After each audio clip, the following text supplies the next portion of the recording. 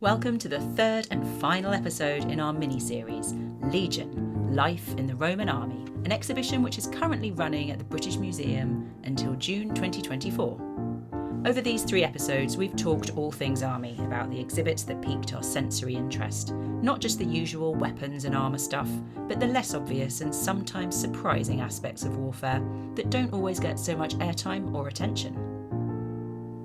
I'm a bit sad it's our last episode. It's okay though, because we're going to talk about some lovely, lovely things. That's true. Okay, I'll try and buck myself up. I'm going to start off then with a set of signet rings.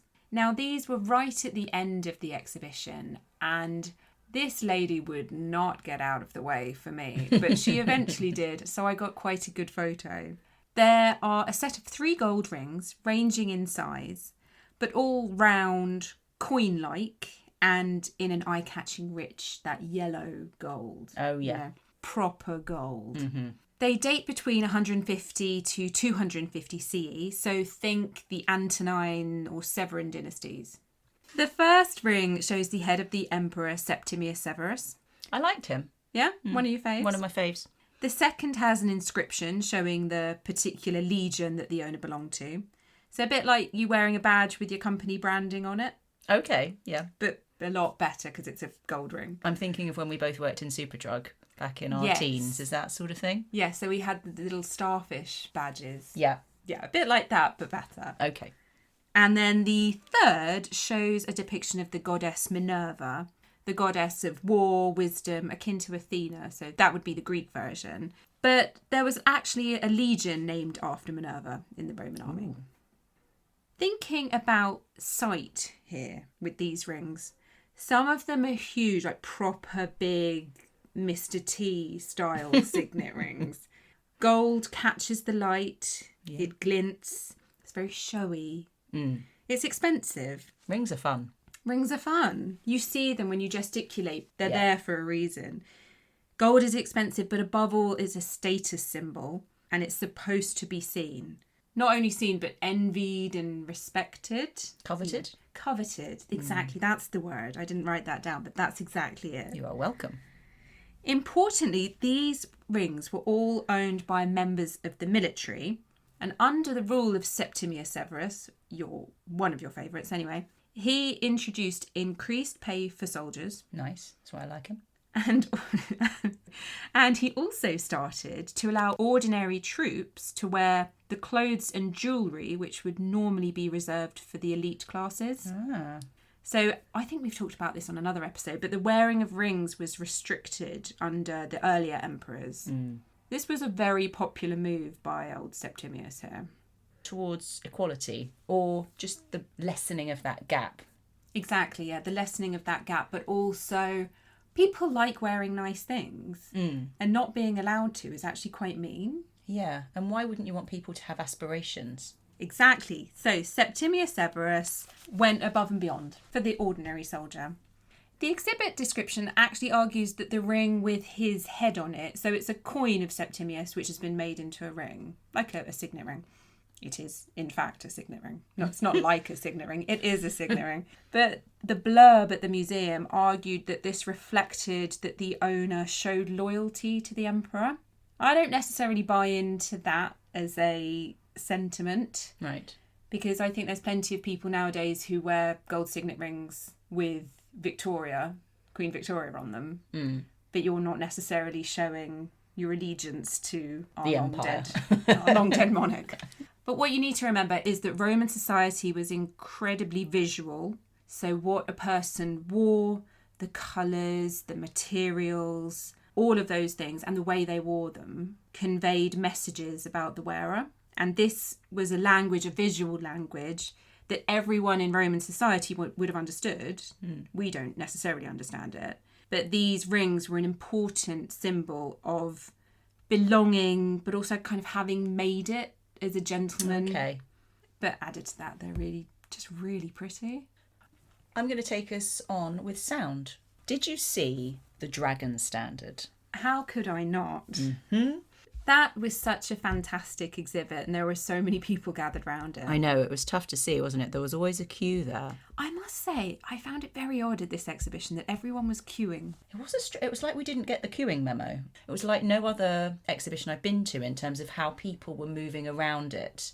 Yeah, even though there was no set way that you were instructed to move around it, everyone decided to form an orderly queue, which does sound very English, but also very impractical because people do things at different rates and might want to see one specific object and not see everything. Yeah, anyway, that's an aside. It's an aside. The dragon standard, known as the Draco. This is a cavalry standard carried by the Draconarius. So good. And if there is a role that I am going to apply for in the Roman army, it's going to be this one. Really? So you join the horrible stinky goat army for this? Yeah, if I had to. Right, okay. You know. And it's a cavalry standard, so you're on a horse. Okay. So you've got a slight advantage over the Imaginopher, just holding his standard and walking. Yeah. You get more pay as a cavalry officer, don't you? Well, this guy also gets double pay. The standard bearer with the Draco gets double pay. Nice. Yeah. So again, a coveted position. You can see here the visual. We've got the bronze, really lovely dragon head. Nice detail, excellent teeth, good scale work. Okay. So we've got that. That's the head of the standard. At the back, attached to that, is lots of fabric, colourful billowing fabric coming out of the back of it. So this goes on the end of the stick? This goes on the end of the stick. The top of the So stick. you've got the standard, the pole. Yeah. And then you've got the dragon head at the top. And then you've got lots of billowing, colourful material coming out of the back. Amazing. Okay? Think kite. Yes. Yeah? The material is, but then this dragon head is made of metal. Yes, this one is bronze. So I'm saying think kite. Probably slightly more harrowing than a nice afternoon on Clapham Common on a windy Sunday. Mary Poppins. Yeah. This is sort of more thundering army, etc. But the point of this standard was the sound. So the Draconarius is riding along with this dragon standard. And the idea was that the wind would catch and make a whistling sound. That there was akin to a beast's howl. So it sounds like a dragon. It sounds like a dragon. Amazing. It sounds great, doesn't it? If it works. Right. I'm imagining more of a whee. I think you're putting a lot of pressure on the wind to perform. So you want it to be fearsome. You know, this is meant to instill fear and awe and intimidate your enemy, your foes. You've got this Draconarius. What I don't know is if there are multiple Draconariuses. So your cavalry's divided into squadrons. Each squadron has about 30 people in it. So have you got multiple, one for each squadron perhaps? Or have you just got one poor chap who's meant to be creating the beastly howl for an entire cavalry? You'd want there to be a lot, wouldn't you? Because then, I don't know if you're attacking the Celts or something, they've never seen this before. It might seem that you've got some kind of mythical beast army on your side. Yeah, and the more noise the better, right? If you're trying to emulate a beast's howl. Yes, the louder the better. The louder the better, right? Otherwise, it's just on one poor chap to try and get this sound right. It might be a bit pathetic sounding, like one lone recorder. Exactly. The wee that I suggested at the beginning. So I think for general fear inducement, more is going to be better in this scenario. That's my summary. Oh, okay. And I think also think about all of the other sounds that are going on at this time. So if you're in a battle scenario, there's going to be musical instruments that are giving instructions to the troops. Yep, the horns. There's going to be the horns. There's going to be horses. There's going to be battle cries and screams from yourselves, from the army. There's a huge amount going on. So I think we're going to be needing more than one Draconarius. Okay. To introduce our shared exhibit, this is a set of cavalry masks. These are 3 metal helmets made of copper alloy, dating to the 1st, 2nd century CE. They're life-size, as these helmets/masks were intended to be worn. And while some were representations of the wearer, so they would actually look like the person that was wearing it, the examples we have here represent stock characters. So these masks would have been replicated again and again and again. They're helmets, but they have a mask, also made of metal, incorporated into it. And the mask could be pulled down over the face by means of a hinge on the top front there. So you can either flap it down or flap it up. Can you tell us a little bit about the sense that we're exploring here, Laura? We'll be focusing on sight with this one. And these really are all about the visuals, aren't they? These weren't used during battle. These were more for important events, displays, military displays, entertainments even. And the purpose was often to impress VIPs and dignitaries and to put on that display. So these were for being seen. The attire that the soldiers would wear during these displays would be quite colourful and smart. So you're in your best regalia. You've got these very impressively crafted masks on. There's a lot of detail there, isn't there? There's obviously a lot of care been taken. They look quite light. We weren't obviously able to lift them or hold them. But still uncomfortable to wear, I would argue. Oh, yeah. Because it's covering your entire face. You really only got eye holes, tiny little nostril holes, and maybe a little bit of a mouth hole. Yeah, probably quite difficult to, especially on a hot day. If it covers your ears as well, you might not be able to hear very well. No, then you can't hear your instructions. It's interesting, though, that you said it was only used for display, because I did a little bit of follow-up research which said maybe they were worn in battle. Oh, it's really? kind of unclear. And I know that the BM exhibition implied that these were only for pomp and ceremony and that kind of thing. But there has been some argument that they were used in the heat of battle as well. Ah, interesting. I read that they were certainly used in the scenarios like team competitions or mock battles. Mm-hmm. But then, as you were saying, if your hearing is compromised and your sight and your general comfort, breathing, yeah. Doesn't sound like a great idea to be wearing those in battle where, agility and the senses are absolutely your greatest asset. But if you've got a load of cavalrymen wearing them coming towards you on horses with their metal faces glinting in the sun, it's frankly terrifying. That is true, yes. So from a psychological warfare perspective, threatening the enemy, intimidating your opponents. Yeah. It would be like a wall of statues walking towards you. You know, expressionless zombie statues. It would be... I'd run. They're very much like Greek theatre masks, aren't they? That sort of stock, quite chilling, cold look. They're all the same. They're immovable. Yeah. And just quite eerie.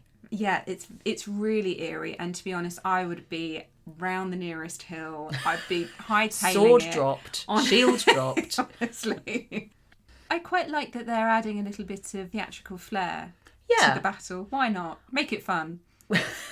When I was reading about it, I felt like it was akin to Trooping of the Colour. Yes, exactly that, yeah. It's all about pageantry and pomp and display, regardless of whether or not they did use them in actual battle scenarios. But the main purpose was this demonstration, wasn't it? Display of power and might. You mentioned that there were stock characters, and we've got those three here. The three that we can see are mythological warriors. We've got the Greek, we've got the Trojan, and we've got the Amazon. I suppose it might seem initially quite strange to have a female mask included among these stock characters, in this case the Amazon. But there are indeed other female mask types which have been found. The Medusa, for example. Oh, yeah. But when you think about it in the parade ground reenactment context, part of the show was that famous battles from history and mythology were acted out by the soldiers. And the Greeks versus the Amazons was one such popular mythological battle, wasn't it, to perform in these scenarios? Well, it is a classic. Mm-hmm. But wasn't there, or isn't there, also some argument that these female masks sometimes had the same features, or at least were modelled on the features of female members of the imperial family? Oh, I didn't know that, really. Yeah, I really like this point because not only is it a reminder of how women are involved when it comes to warfare and recognises their contribution as such to warfare. So there was this idea of the mother of the camp, the Mater Castrorum. Julia Domna, I think, was awarded this title.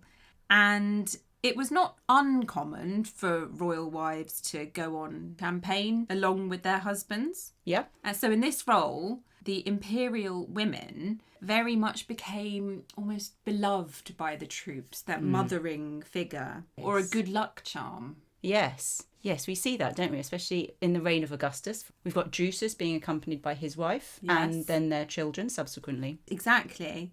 So I guess it's like a figurehead for the troops to look up to and to fight for. Or a bit like Marilyn Monroe going out to entertain the GIs. Yes, an odd parallel, but I can see where you're going. It's almost homely, isn't it? It's comforting somehow.